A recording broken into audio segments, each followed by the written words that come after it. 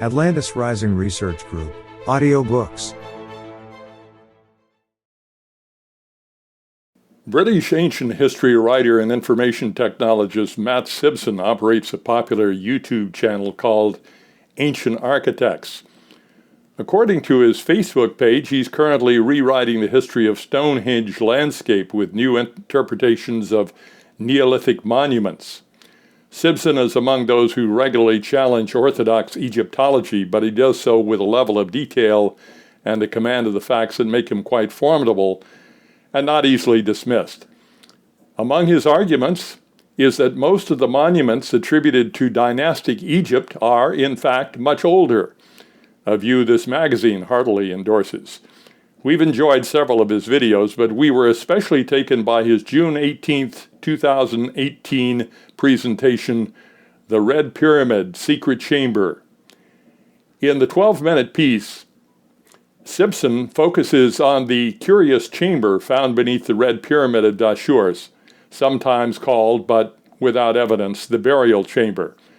Sibson quotes the late John Anthony West, who believed the chamber was a remnant from a time even earlier than the Red Pyramid itself, which incidentally was built before the pyramids of Giza.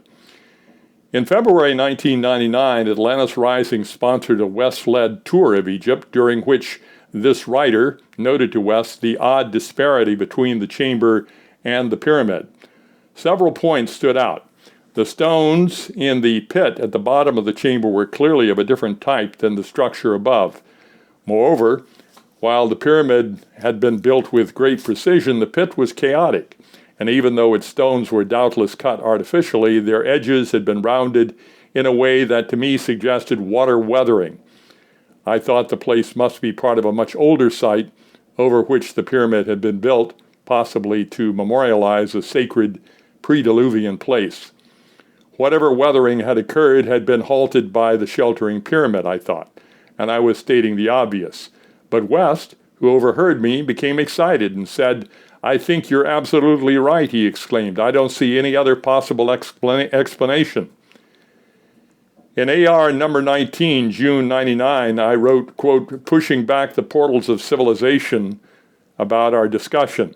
West referred again and again to what he felt was a truly important discovery, even dubbing the chamber Kenyon's Cavern, and adding that he felt the place might serve as nothing had yet to clinch his case for a much greater antiquity for ancient Egypt than is conventionally believed. The opposition is always saying, how can the Sphinx be the only evidence of this earlier civilization? Well, it isn't. I sent a note to John West's colleague on the famous redating of the Sphinx, geologist and Atlantis Rising contributor Dr. Robert Schock, to ask if he had heard the story. He immediately emailed me back. "I know the chamber well, and yes, John Anthony West told me that you had observed its seemingly greater antiquity, a really important observation."